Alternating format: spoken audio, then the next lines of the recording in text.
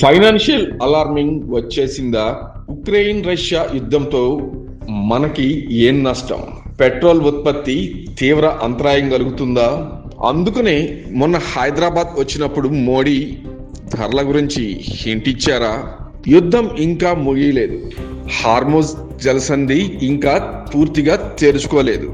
ఇటు Iran America మధ్య యుద్ధం కొనసాగుతూ ఉన్నా ఉక్రెయిన్ రష్యా యుద్ధంతో అనేక దేశాలు విలవిల్లాడుతూ ఉన్నాయి.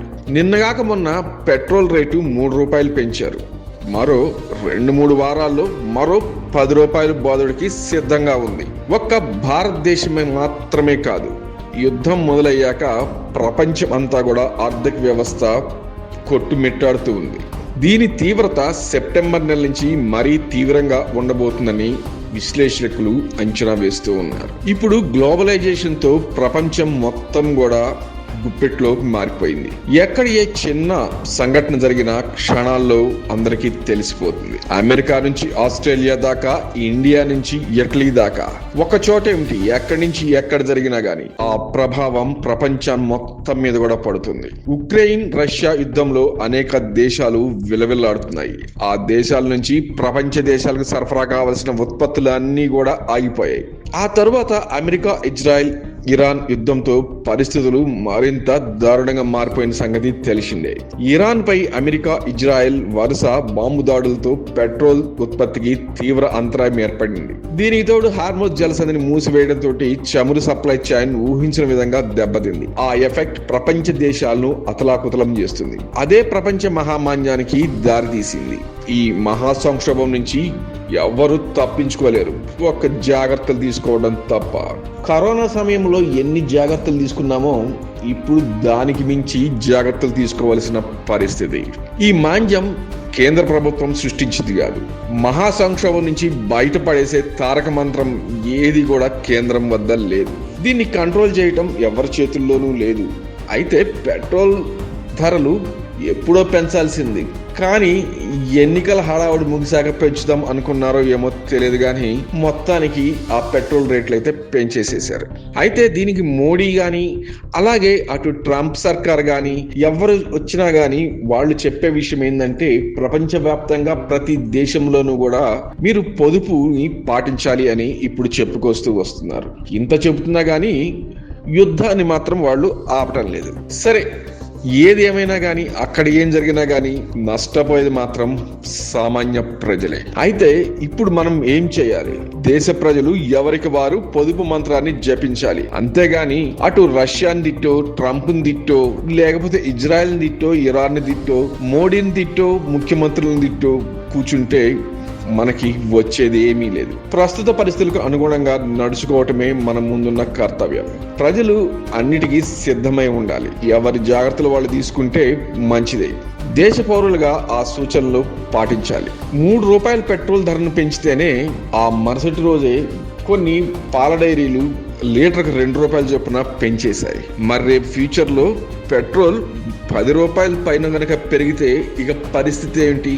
ఇప్పుడున్న సంక్షోభానికి ఆయిల్ ధరలు కనీసం లీటర్కు ₹30 చొప్పున గనక పెంచితేనే ఆ నష్టాన్ని పూడ్చుకోలేము. ₹30 ఒక్కసారిగా పెంచితే మన పరిస్థితి ఏమిటి?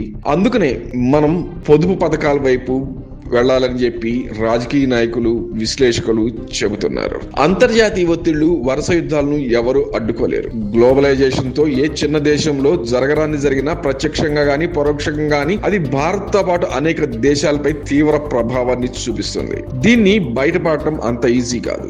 ఫైనాన్షియల్ అలార్మింగ్ వచ్చేసింది. అంతర్జాతీయ పరిస్థితులకు అనుగుణంగా భారతీయులు ఎవరికి వారు ముందస్తు జాగ్రత్త చర్యలు తీసుకోవాల్సిందే. ఎవరు కూడా మునిగిపోతున్నామని ప్రత్యేకంగా వచ్చి చెప్పరు. దాన్ని మనమే గుర్తించాలి.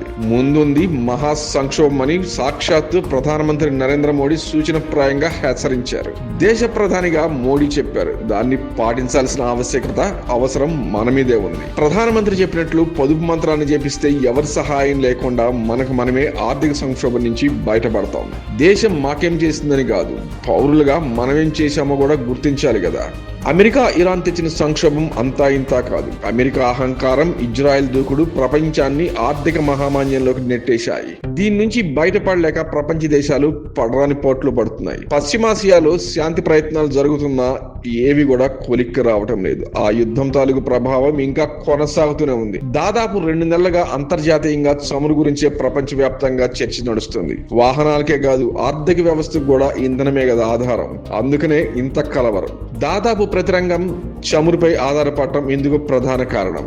వాటన్నింటిపైన ఇప్పుడు ఎఫెక్ట్ తప్పడం లేదు. పశ్చిమాసియా ఉద్రిక్తలతో చమురు ఉత్పత్తి గణనీయంగా పడిపోయింది. హార్మోజ్ జలసంధిలో చమురు సరఫరాకు అంతరాయం ఏర్పడడంతో అంతర్జాతీయ మార్కెట్లో ముడి చమురు ధరల మోత మోగుతుంది. దీంతో ఆయిల్ కంపెనీలు పెట్రోల్ పై ఒకేసారి $3 పెంచింది. ఇటీవల అమెరికా, ఇజ్రాయిల్, ఇరాన్ మధ్య కొనసాగుతున్న ఉద్రిక్త పరిస్థితుల ప్రభావంతో బ్రెంట్ క్రూడ్ ధర బ్యారెల్కు $100 మార్కును దాటింది. ప్రపంచ మార్కెట్లో పెరిగిపోతున్న ఇంధన రేట్లకు తగ్గట్లుగా దేశీయంగా పెట్రోల్, డీజిల్ రిటైల్ ధరలను పెంచకపోవడంతో ఆయిల్ మార్కెటింగ్ కంపెనీలు భారీ ఆదాయాన్ని నష్టపోతున్నాయి. పెట్రోల్ పై లీటర్కు $14, డీజిల్ పై $42 మేర నష్టం వస్తుంది. ప్రస్తుతం నెలకు దాదాపు 55,416 కోట్ల మేర అండర్ రికవరీలు ఉన్నాయి. ఈ నష్టాలను తగ్గించుకోవాలంటే పెట్రోల్, డీజిల్ రేట్లను 20% మేర పెంచాల్సి వస్తుందని పరిశ్రమ వర్గాలు లెక్కలు వేస్తున్నాయి. కనీసం 10 పెంచితే 17,000 కోట్ల మేర నష్టం భర్తీ అవుతుంది. ఆయిల్ కంపెనీలను నష్టాల నుంచి చేరుకోవడానికి అనుగుణంగా చమురు ధరలు పెంచాయి. అంతర్జాతీయ మార్కెట్లో తీవ్ర ఒడిదుడుకులు ఉన్నప్పటికీ దేశవ్యాప్తంగా ఇంధన సరఫరాను నిరంతరంగా కొనసాగిస్తూనే ఉంది.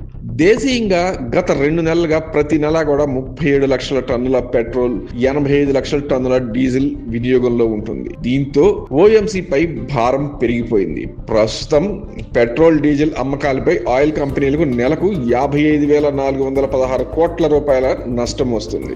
ఈ నేపథ్యంలో లీటర్కు $2 చొప్పున పెంచితే నెలవారీ అండర్ రికవరీలు 52,105 కోట్లకు, $4 పెంచితే 48,794 కోట్లకు తగ్గుతాయని భావిస్తున్నారు. $10 గనక పెంచితే ఓఎంసీలకు 17,000 కోట్ల భారం తగ్గుతుందని, ఆదాయ నష్టం సుమారు 38,863 కోట్లకు దిగి వస్తుందని నిపుణులు అంచనా వేస్తున్నారు. ఇంత నష్టాల్లో కూరుకుపోయినప్పుడు అటు ఆయిల్ సంస్థలు ఏం చేస్తాయి? సో మనం గనక పొదుపుగా గనక ఆయిల్ ని గనక వాడుతూ ఉన్నట్లయితే మనం దిగుమతి చేసుకునే ఆయిల్ తగ్గుతూ ఉంది.